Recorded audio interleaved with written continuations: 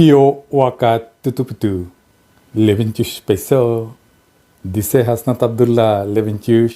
সেনাপ্রধানের দিক থেকে মূল ভেটোটা ছিল যে ডক্টর মোহাম্মদ ইউনুস কেন, why not any other person. Doctor Mohammad ইউনুসের নামে মামলা আছে, তিনি একজন কনভিক্টেড পার্সন। একজন কনভিক্টেড পার্সন আসলে কিভাবে একটা দেশের প্রধান উপদেষ্টা হতে পারে? আওয়ামী লীগ একটা লোককে একেবারেই দেখতে পাচ্ছে না, এবং বাংলাদেশে তো আলটিমেটলি 30-40% পিপল আওয়ামী লীগকে সাপোর্ট করে। এই 30-40% পিপলের মতামতের বিরুদ্ধে গিয়ে একটা লোককে প্রধান উপদেষ্টা করা উচিত? সেনাপ্রধান লাস্ট আমাদেরকে বলেছিল যে আমি বুকে পাথর চাপা দিয়ে এই সিদ্ধান্তটা মেনে নিচ্ছি। তিতা লাগিছে আমারে যারা বলতেন আমি আর্মি চিফের পিছের লাইগা দেশের ক্ষতি করতেছি, তারা কোন গর্তের মাল এবার বুঝলেন তো। ওয়াকার 5ই আগস্ট থেকে বিপ্লবকে ব্যর্থ করার মিশন নিছে। ওয়াকারের মিশন না, মিশন কার সেটা আমরা দেখিচ্ছি। ওয়াকার 5ই আগস্ট থেকে ভারতের প্রেসক্রিপশনে চলিচ্ছে, যা যা করছে সব ইন্ডিয়ার প্রেসক্রিপশন। বিক্রম মিশ্র আসছে বাংলাদেশে ওয়াকারের সাথে ঘুটু করতে।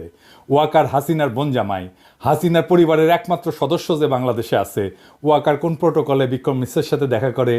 বাংলাদেশের সার্বভৌমত্ব কোন রাষ্ট্রের কাছ থেকে সংকটে পড়তে পারে? ইন্ডিয়া তো। সেই ইন্ডিয়ার সেনাপ্রধানের সাথে বাংলাদেশের বিপ্লবোত্তর অবস্থা নিয়ে আলাপের কি আছে ওয়াকারের? বিক্রম মিশ্রের সাথে কিভাবে আলাপ করে সে? সবচেয়ে বড় কথা, বিক্রম মিশ্রের সাথে সে আলাপ করার আগে কোনো অনুমতি নিছে? নেয় নাই। এই ওয়াকার 600-র বেশি আওয়ামী লীগার খুনি পুলিশকে রক্ষা করছে জনরোষ থেকে, তারপরে নিরাপদে পার করে দিছে সবাইকে। আয়নাঘরগুলোর এভিডেন্স ধ্বংস করছে ওয়াকার নিজে। প্রফেসর ইউনূসকে আয়নাঘরে ভিজিট করতে বাধা দিছে ওয়াকার নিজে, তারপরে আঙ্গুল উঁচায় হুমকি দিছে। কেউ না, আমি একা রুখে দাঁড়াইছি ওয়াকারকে। আমার বিরুদ্ধে চলে গেছে সবাই, আমার বিরুদ্ধে কি ভয়ঙ্কর ক্যাম্পেইন চালাইছে এই ওয়াকার আর তার সাঙ্গপাঙ্গরা। আমি কারো নাম বললাম না, আপনারা চেনেন সবাইকে। ওয়াকারের আসল মিশন তাহলে আসলে কি?